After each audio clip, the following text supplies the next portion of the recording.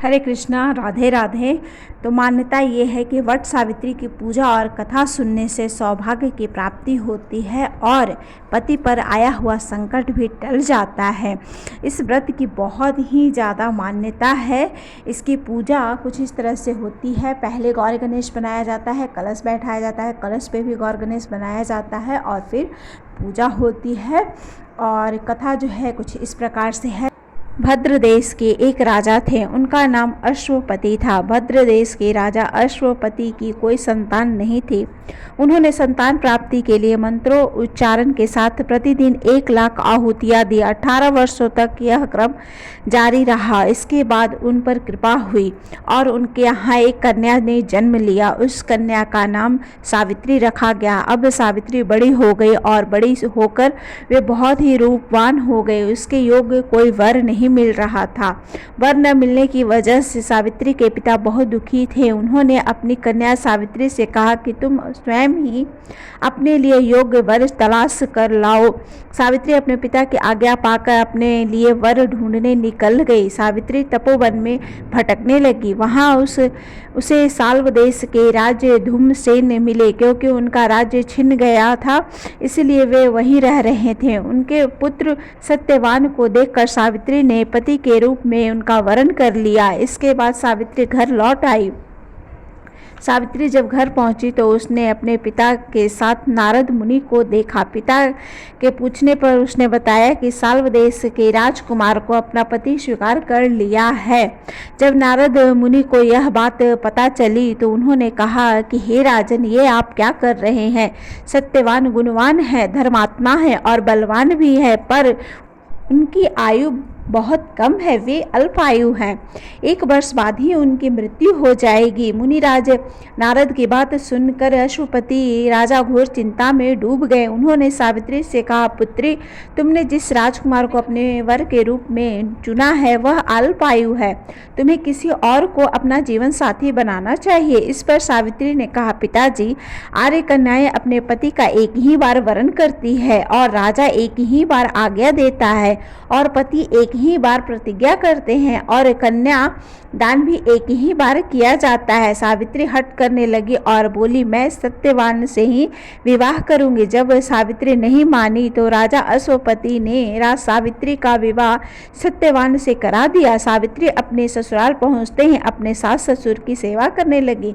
समय बीतने लगा। नारद मुनि ने सावित्री को पहले ही सत्यवान की मृत्यु के बारे में बता दिया था। वह दिन जैसे जैसे करीब आने लगा, सावित्री अधीर होने लगी। सावित्री ने 3 दिन पहले से ही उपवास रखने शुरू कर दिए और नारद मुनि द्वारा बताए गए तिथियों पर पितरों का पूजन किया। हर दिन की तरह सत्यवान उस दिन भी लकड़ी काटने के लिए चले गए। साथ में सावित्री भी गई। जंगल में पहुंचकर सत्यवान लकड़ी काटने के लिए पेड़ पर चढ़ गए। तभी उनके सिर में तेज दर्द होने लगा।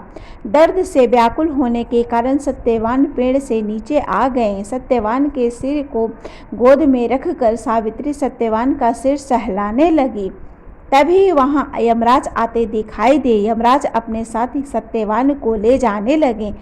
सावित्री भी उनके पीछे पीछे चल पड़ी। यमराज ने सावित्री को समझाने की बहुत कोशिश की।